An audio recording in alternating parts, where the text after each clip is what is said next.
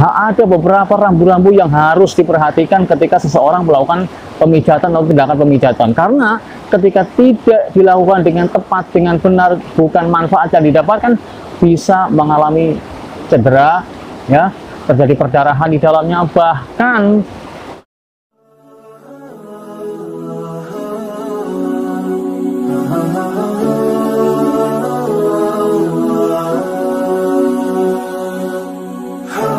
Assalamualaikum warahmatullahi wabarakatuh. Alhamdulillah teman-teman sekalian, pada kesempatan kali ini bisa berjumpa lagi dalam channel Makes Mudah. Teman-teman sekalian, pada kesempatan kali ini akan saya sampaikan sebuah materi yang berkaitan dengan bagaimana mengatasi pegelinu, rasa tidak nyaman pada tubuh kita. Salah satu yang paling banyak dan paling disukai oleh sebagian orang, khususnya di kalangan menengah ke bawah, adalah melakukan tindakan pemijatan pada tubuh, yang tentu saja dilakukan oleh orang lain atau masase. Dan ini tidak hanya di Indonesia, bahkan di luar negeri. Orang-orang banyak yang menyukai tindakan masase atau pemijatan. Namun, perlu kita ketahui bahwa pemijatan tidak boleh sembarangan dilakukan pada seseorang. Ada beberapa rambu-rambu yang harus diperhatikan ketika seseorang melakukan pemijatan atau tindakan pemijatan. Karena ketika tidak dilakukan dengan tepat, dengan benar, bukan manfaat yang didapatkan, bisa mengalami cedera, ya, terjadi perdarahan di dalamnya, bahkan di antara mereka yang mengalami akibat fatal, yaitu kematian. Nah, teman-teman sekalian, inilah materi yang perlu kita ketahui, yaitu salah satu hal yang diperbolehkan kita datang ke dukun, yaitu dukun pijat. Tentu saja saya sarankan adalah dukun pijat yang bersertifikat dari Dinas Kesehatan, ya. Tentu saja juga pelakunya mendapatkan sertifikat atau kompetensi untuk melakukan pemijatan legal, sudah di ACC atau disetujui oleh Dinas Kesehatan, sehingga benar-benar pemijatannya dilakukan dengan aman, paham rambu-rambu mana yang boleh dan tidak boleh dilakukan pemijatan. Nah, pada kesempatan kali ini akan saya sampaikan beberapa daerah yang kita tidak boleh dilakukan tindakan pemijatan, atau juga keadaan yang tidak boleh dilakukan pemijatan. Untuk keadaan yang tidak boleh dilakukan pemijatan adalah satu diantaranya, ya, diantaranya adalah keadaan seseorang yang mengalami patah tulang, ya. Orang yang patah tulang jangan dipijat.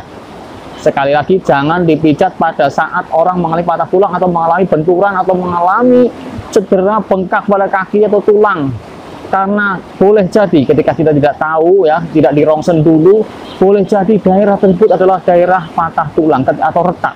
Ketika retak, kemudian dipijat sana pijat sini, dilakukan berbagai macam tindakan untuk yang katanya mau meluruskan, tapi justru ini sangat berbahaya, karena yang retak bisa menjadi patah, yang patah bisa menjadi semakin tidak karu-karuan daerahnya, terjadi perdarahan, bahkan, ya, karena daerah tulang yang tajam itu akan menusuk bagian-bagian buluh darah tertentu, sehingga terjadi perdarahan yang hebat, dan ini akibatnya bukan kesembuhan, justru hal-hal yang tidak kita inginkan, pembengkakan semakin besar, infeksi dan sebagainya, apalagi kalau lukanya luka terbuka. Kemudian yang kedua, kondisi apa yang tidak boleh dilakukan pemijatan, yaitu pada daerah ini, kita kembali ke daerah, ya, itu daerah kepala. Kita tidak boleh melakukan pemijatan pada daerah kepala, khususnya ketika terjadi cedera kepala atau benturan, apalagi ketika itu adalah anak-anak atau bayi. Seringkali bayi dipijat kepalanya dengan keras, ya, tentu saja. Kalau dengan mek-mek saja ringan,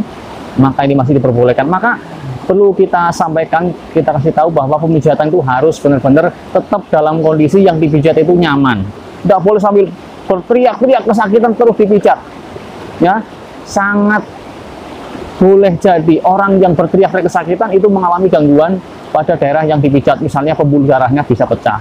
Pernah saya lihat beberapa kasus, ya, orang yang datang ke rumah sakit dalam kondisi badannya biru-biru.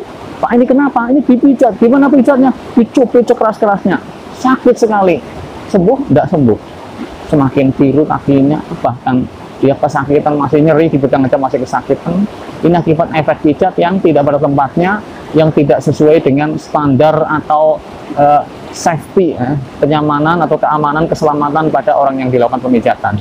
Kemudian di samping tetap nyaman, ya, dalam batas nyaman pemijatannya, pemijatan juga tidak boleh dilakukan pada di samping kepala, misalnya tidak boleh dilakukan pada mata, kemudian dilakukan pada telinga, ya, daerah sekitar telinga yang ada di situ tulang-tulang rawan, kemudian juga di leher ya, tidak boleh dilakukan pemijatan yang keras ya, khususnya leher depannya. Kalau leher samping kanan kiri mungkin hanya diurut saja, tidak boleh dipijat dengan tekanan-tekanan yang keras, karena di situ banyak saraf-saraf, banyak kelenjar limfe yang ketika pecah nanti bisa berefek yang tidak kita inginkan, terjadi bengkak, terjadi infeksi dan sebagainya. Kemudian juga termasuk daerah yang tidak boleh dipijat adalah ketiak. Nah ini juga tidak boleh karena banyak saraf-saraf di situ. Kemudian juga lengan ya, lengan bagian dalam, siku bagian luar, ini juga tidak boleh dilakukan pemijatan yang keras, tekanan yang keras. Demikian pula pada daerah lipat paha, ya itu juga banyak. Kemudian juga daerah perut, perut di situ ada organ-organ penting ya, dan organ-organ penting lainnya termasuk usus ini juga ada di situ. Apalagi dalam kondisi orang sakit perut dipijat ini sangat berbahaya. Sakit tipes dipijat, infeksinya pada usus halus yang mengalami peradangan dipijat bisa pecah. Pecahnya usus, kemudian bengkak perutnya, ya, atau mungkin terjadi perforasi ya, yaitu pecahnya usus dan menyebabkan saluran cerna bocor sehingga ini bisa fatal akibatnya. Orang yang sakit perut jangan dipijat, apakah itu usus buntu, apakah itu tipes, atau apapun yang belum jelas diketahui penyebabnya apa. Ingat, perut tidak usah dipijat. Termasuk pula orang yang bisa berak, ya, dalam kondisi lamp dipijat dengan keras, diurut begini ya, sampai bisa berak. Nah ini bahaya sekali, bisa ususnya pecah. Kemudian daerah yang tidak boleh dipijat lainnya adalah daerah belakang lutut, lutut bagian belakang ya, khususnya di pergelangannya lutut, ini juga tidak boleh dipijat, di situ banyak pembuluh darah.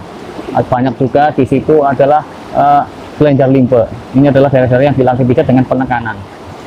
Untuk daerah-daerah lain yang ada bantalan tulangnya boleh dipijat tetap dalam kondisi yang nyaman, aman, enak dirasakan ya, sehingga benar-benar bermanfaat bagi orang yang dipijat, bermanfaat untuk orang yang bergelinu, bermanfaat untuk memberikan rasa nyaman, rasa capek ya akan hilang dengan dipijat.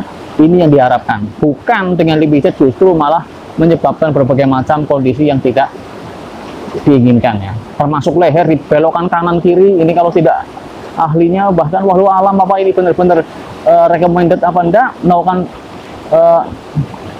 pemijatan dengan membelokkan leher kanan kiri, kalau bukan pada ahlinya bisa berbahaya sekali.